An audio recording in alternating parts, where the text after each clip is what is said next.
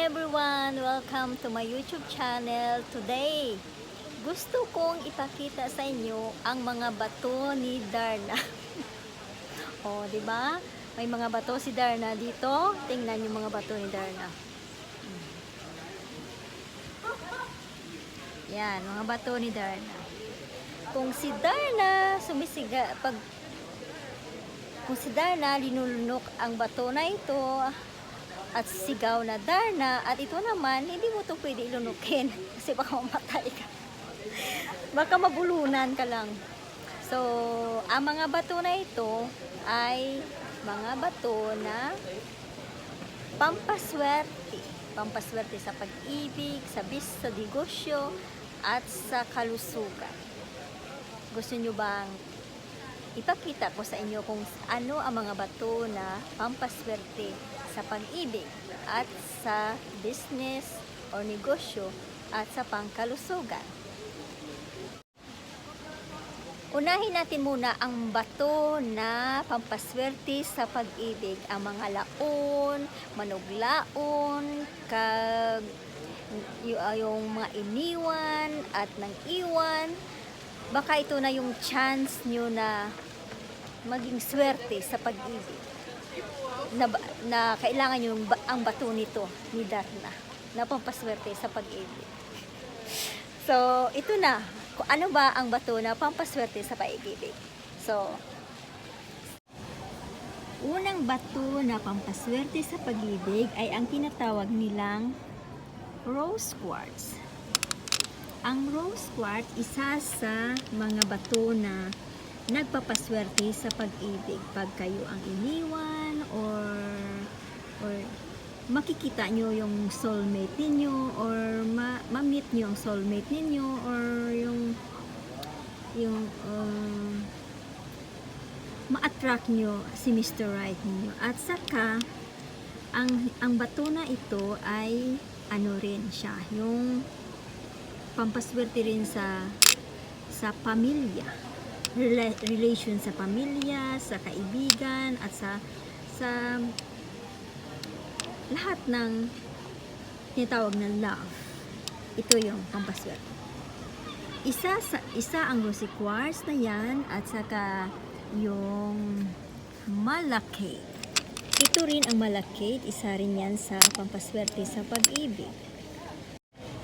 At ang rose concept, ito rin, isa rin sa pampaswerte sa pag-ibig.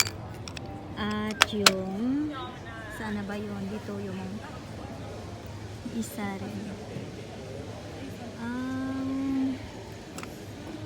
Ito rin siya, rhodonite. Ito rin pampaswerte sa pag-ibig. At saka moonstone. Ang moonstone, may iba't ibang uri ng moonstone. May rose na moonstone, at saka mayroon ding rainbow moonstone, at saka mayroon ng iba't ibang moonstone. Yan sila ang mga pampaswerte sa pag-ibig.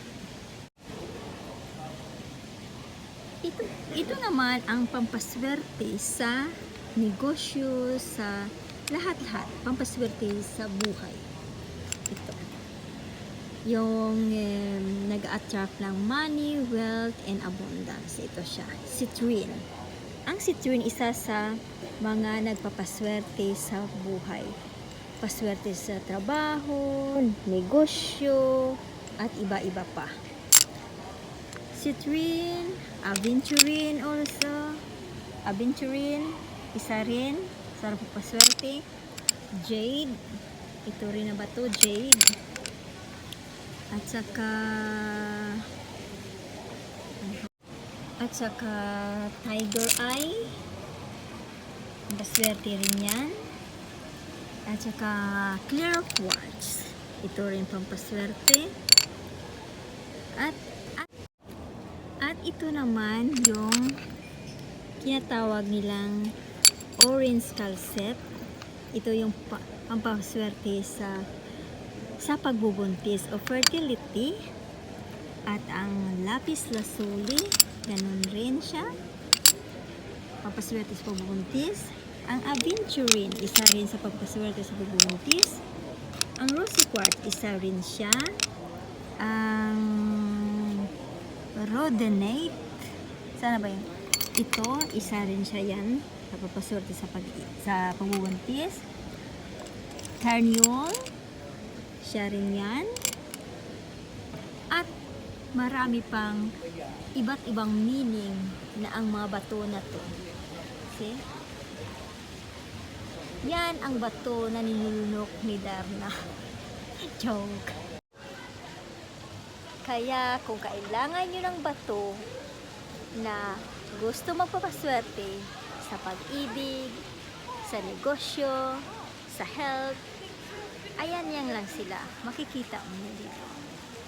Binibinta ko yan sila. Bawat isa per piece yan may presyo.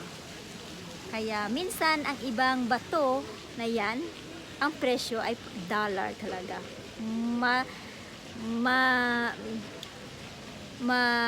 Ano tawag ito? Mahal kung bibilhin. Kasi mahal din siya na bato.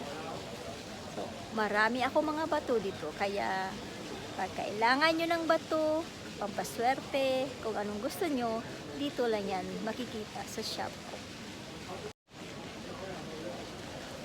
Thank you so much for watching and see you next time. And next time, magbablog uli ako ng mga bato. Kahit na anong bato na pwedeng gusto nyong i-vlog ko na may meaning. Kung anong gusto nyong bato na gustong malalaman ang meaning nila.